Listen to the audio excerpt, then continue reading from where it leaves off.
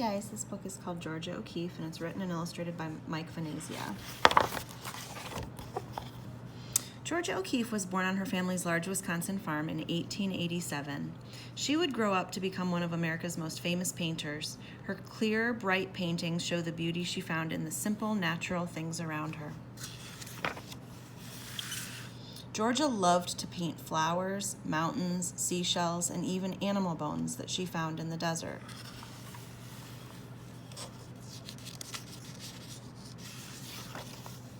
Even though Georgia was interested in all kinds of natural things, she hardly ever painted pictures of people or animals. Georgia often rearranged the natural things she saw and simplified them. She made the seashell above very large to give it a special power and strength. Sometimes she painted shapes and colors that she saw in her mind. The farm where Georgia grew up was a great place to learn about nature. Georgia wanted to touch and feel everything she could get her hands on. Georgia remembered that when she was very little, she put dirt in her mouth to see what it tasted like. And she's saying in this cartoon, "Gee, I wonder if this dirt stuff is any good." And the worms are saying, "It's great, we love it." And the bear is saying, "I prefer honey." And the bunny is saying, "Lettuce and carrots are pretty good too." And the cow is saying, "If you like dirt, you'll love grass." Georgia's mother thought art was very important and made sure Georgia and her sisters had art lessons while they were growing up. Georgia did so well with her lessons that her parents encouraged her to go to art college after she graduated from high school. Georgia studied at different art schools and colleges all over the country. At one school in New York City, she won a prize for her painting of a rabbit and a copper pot.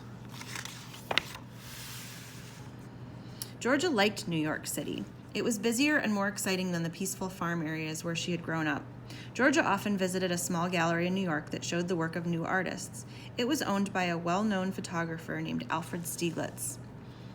And the people are saying, "Remember, these are not just blobs of color and scratchy lines. These are great blobs of color and scratchy lines." And she's saying, I'll have to think about this for a while. Alfred loved modern art and tried to get people interested in modern European artists such as Paul Cézanne and Henri Matisse, and American artists like Jean Marin and Marston Hartley. Georgia didn't know it at the time, but in a few years, Alfred would help get people interested in her paintings too. After finishing school, Georgia decided to teach art for a while and traveled to Texas to take a job there. She found it an exciting place to be. Georgia loved the clear skies and the hot, bright sun. She felt the energy and power of the dust storms and heat lightning she saw at night.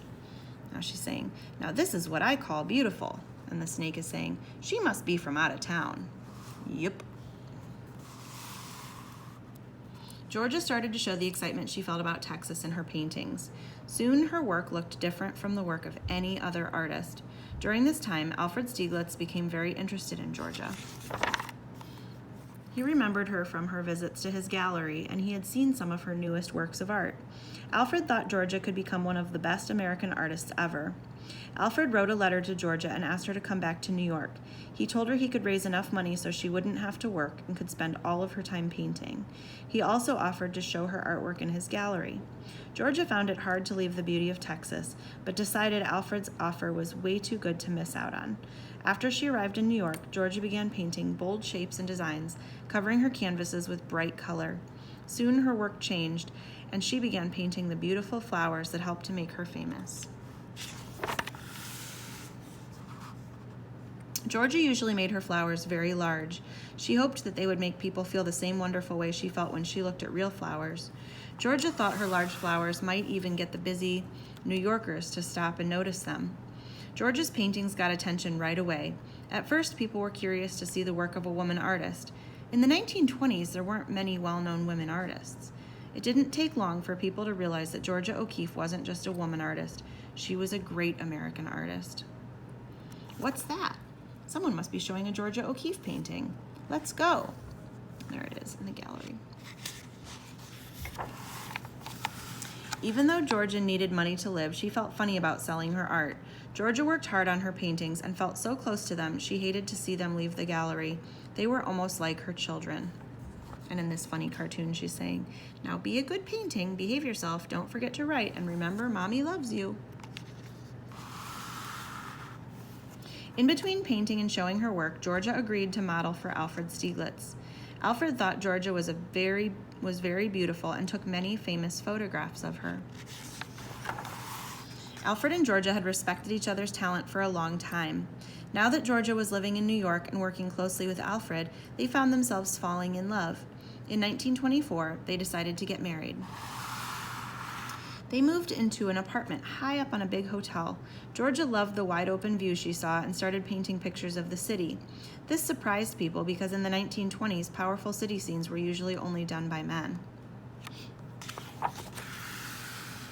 Several years later, Georgia was invited out west to visit some friends in New Mexico. She thought the desert and clear blue skies there were even more exciting than the scenery in Texas. Georgia began painting the animal bones, desert flowers, and sun-baked adobe churches she found there. Georgia especially loved the mountains in New Mexico. They seemed almost alive to her. In some paintings, you might get the feeling that Georgia's mountains could get up and move around. Here comes that artist person again. Oh no, I haven't even had a chance to put my makeup on. Georgia spent most of the rest of her life painting in New Mexico. Alfred agreed it was the best place for her to be in order to make her paintings as good as possible. Georgia only traveled back to New York for a few months every year to be with Alfred and show her work. Years later, after Alfred died, Georgia moved to New Mexico for good. Georgia O'Keeffe lived to be 98 years old. She decided to become an artist at a time when it was proper for only women to teach art. Georgia didn't care about what people thought of her or her art. She worked hard on her paintings and put her own special feeling into them. Georgia met many famous artists during her life. She learned a lot from them, but never copied their styles or joined their groups. Because of this, Georgia O'Keeffe's paintings are very original. She often found beauty in things that most people would ignore or never even notice, and was able to show that beauty in her paintings. And on this last page, it shows all the different museums that her artwork was on display from this book in. It says, if you ever get a chance to see a real Georgia O'Keeffe painting, you'll probably notice how bright and clear the colors are. This is because Georgia paid special attention to her painting materials. She always bought the best brushes and paint, no matter how much they cost her. The paintings in this book come from the museums listed below. And that is Georgia O'Keeffe. Hope you enjoyed it.